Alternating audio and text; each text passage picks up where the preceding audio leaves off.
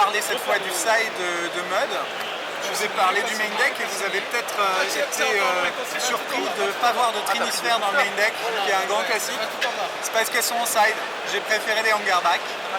C'est un switch 1 contre 1 dans tous les match-ups où on veut jouer Trinisphère, c'est-à-dire Storm, Dredge, ce genre de choses. En parlant de Dredge, il faut un petit peu d'anti-cimetière, 2 Ferry Macabre, 2 Tormod Script pour pouvoir gérer le cimetière. C'est face à land, c'est face à tout ce qui veut abuser du cimetière, hein, vraiment, c'est Dredge, c'est Réanimator. Alors Réanimator, on sait très bien qu'ils font du show and tell à la 2, donc on les rentre pas à la 2, on les rentre à la 3. Empyrean de Platine et Servant du Peintre sont 2 cartes qui sont efficaces contre les Eldrazi, qui peuvent pas vraiment les gérer. Servant parce que ça, si c'est en main de départ, ça peut vraiment faire du tempo simplement. C'est vraiment là pour du tempo. Et puis Empyrean parce que c'est mieux dans certains match-ups.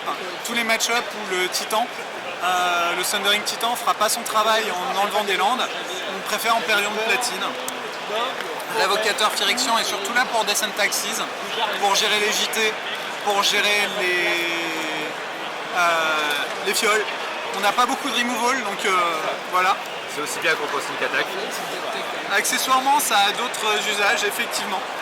Contre tout ce qui joue des Planeswalkers aussi. Arbitre silencieux contre tout ce qui joue des hordes de créatures. C'est une petite bête, pas si facile à gérer, car 1 de force. Et là encore, contre Descent Taxes, c'est très bien parce qu'il ne peut pas submerger, il est obligé de tout mettre sur une bête et d'équiper.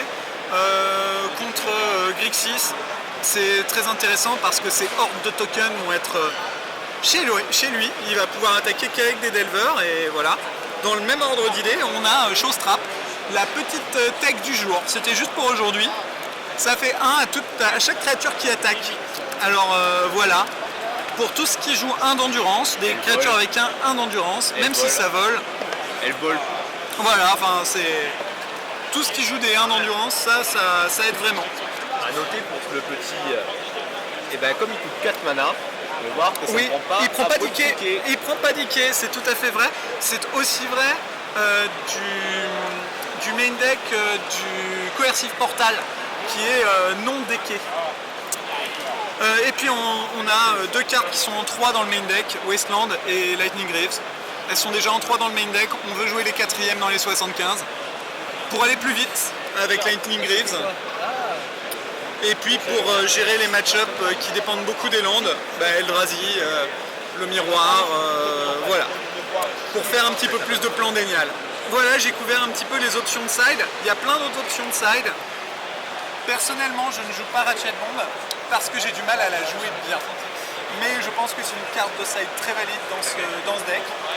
Et j'ai juste choisi de ne pas la jouer par manque d'affinité personnelle avec la carte. D'accord. Moi j'aurais une petite question. Oui. Tu es très friand de Wasteland. Pourquoi ne pas jouer des creusets? Parce que la carte ne fait rien toute seule. C'est une carte qui pour moi ne fait rien sur le board.